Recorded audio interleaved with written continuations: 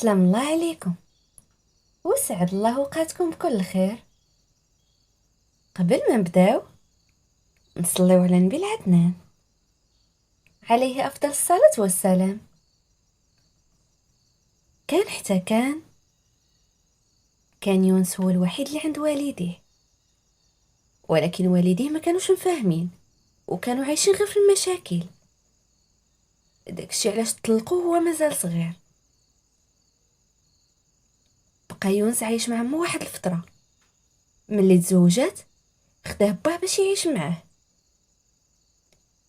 دازو ليام والاب ديال يونس حتى هو تزوج. في الاول مرت باه كانت كتعامل معاه مزيان، غير ولات كتفضل ولادها عليه، وكان ديما كدير ليه المشاكل باش باه يجري عليه ويصيفطو يعيش مع عمو. وداك الشيء اللي كان رجع يونس عاش مع عمو، ولكن راجل مو كان راجل خايب بزاف، وحتى هو ما بغاش. يونس المسكين خرج للزنقه وهو مازال مكمل حتى 18 عام. كان كيبات في الزنقه وما كيلقى ما ياكل، لدرجه شي ايام كان كياكل غير من الزبل حاشاكم. مشات ايام وجات ايام.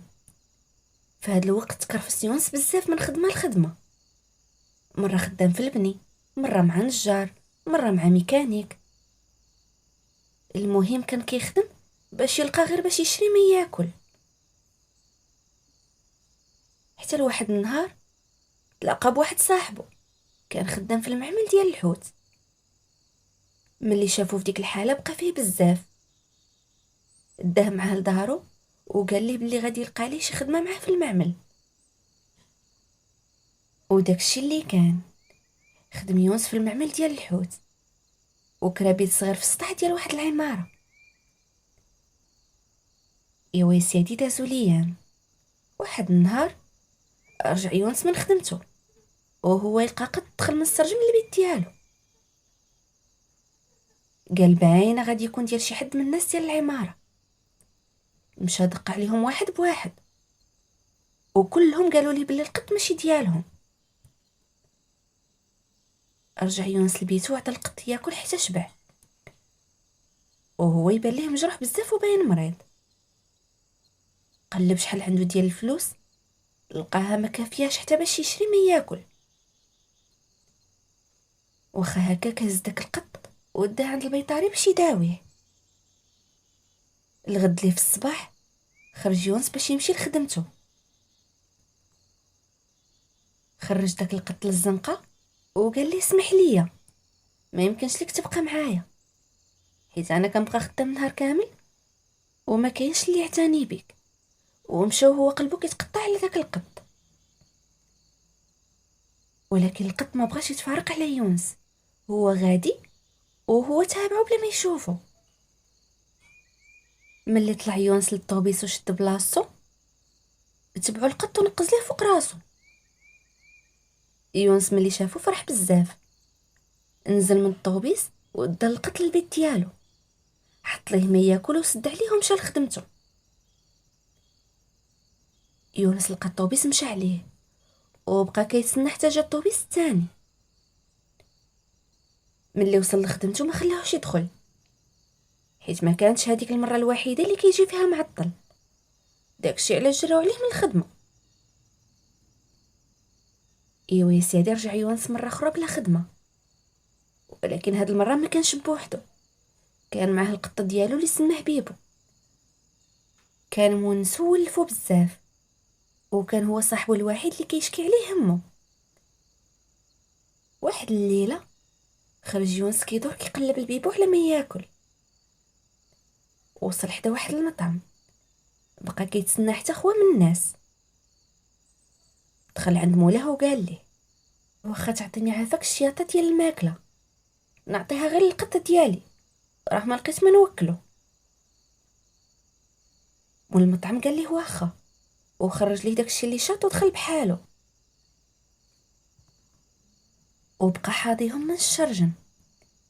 بان ليه يونس وكل القط ديالو حتى شبع، وداك الشويه اللي شاط عليه كلاه هو. مول المطعم تعجب من داكشي اللي شاف، وعجبو بزاف التصرف ديال يونس. وهو يعيط ليونس دخل عنده، قال ليه جلس ووجد ليه ما ياكل، وقال ليه واش تبغي تخدم عندي هنا في المطعم. يونس فرح بزاف ووافق في البلاصه، وشكر مول المطعم على الخير اللي دار فيه. وهكذا بدا يونس الخدمه في المطعم اللي كان قريب من البيت اللي كاري. ملي كيسالي خدمته كيرجع لبيتو يرتاح، وكيخرج يدور هو والقط ديالو. واحد النهار هما كيدوروا بالليل تلاقاو مع مجموعه ديال الكلاب. بيبو خاف بزاف وهرب، ومشى يونس كيجري كيقلب عليه والو كاع ما لقاه. رجع يونس لبيتو حزين ومقلق، والليل كامل ما داهش النعاس وهو كيفكر في بيبو. الصباح مشى كيف العاده لخدمته. ملي رجع لقى بيبو في البيت، فرح بزاف حيت رجع، ولا قبل ما يخرج كيدير ليه سمطه في عنقه باش ما يعاودش يهرب ليه مره اخرى. ايوا يا سيدي، دازو الايام. مول المطعم كان عيان شويه، وجا ولدو يقابل معاه الخدمه. ولكن الولد ما كانش بحال باه، غير شاف يونس ما حملوش، خصوصا ملي شاف باه كيتعامل معاه مزيان وعزيز عليه بزاف. ولا كيدير المشاكل ويلصقها في يونس باش باه يجري عليه. وداك الشيء اللي وقع. رجع يونس مره اخرى بلا خدمه. رجع لبيتو، هز بيبو وخرج كيدور هو وياه، ومشى جلس تجيه واحد البحيره صغيره. بقى كيشكي لبيبو همو، وبيبو بحال كل مره كيشوف فيه شي شوفات بحال اللي كيقول ليه كون قوي وما تستسلمش. وهما جالسين، بيبو كان كيحفر في الارض ويلعب، وهو يهز واحد الحجره وحطها ليونس في يدو. عنقو يونس وقال ليه شكرا بزاف، اول مره شي حد غادي يعطيني شي هديه.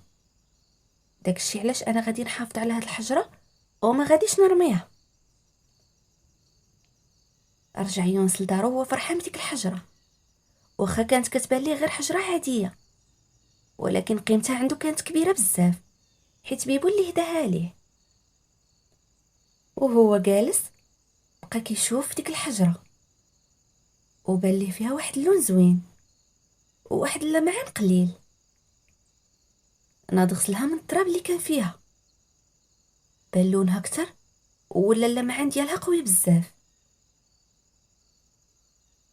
دخل كيقلب في الانترنت، لقى بلي ديك الحجره من الاحجار الكريمه النادره والاغلى في العالم. يونس ما تيقش راسو، قال يمكن غير كتشبه ليها. وفي نفس الوقت قال نمشي نسول ونتاكد، ما غادي نخسر والو. وداكشي اللي كان.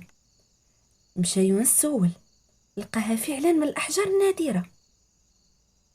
هكا يونس رجع مليونير ودار بزاف ديال المشاريع، واكيد ما تخلاش على القد ديالو بيبو، حيت من بعد الله سبحانه وتعالى كان ليه الفضل في هادشي اللي وصل ليه، والخير اللي دار فيه رجعوا ليه.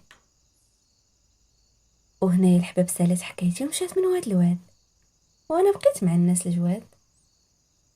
وكيف العاده، الى عجبكم الفيديو ديروا جيم وخليو شي تعليق زوين، وإلا عجبتكم القناه ديروا اشتراك وفعلوا زر الجرس باش يوصلكم كل جديد.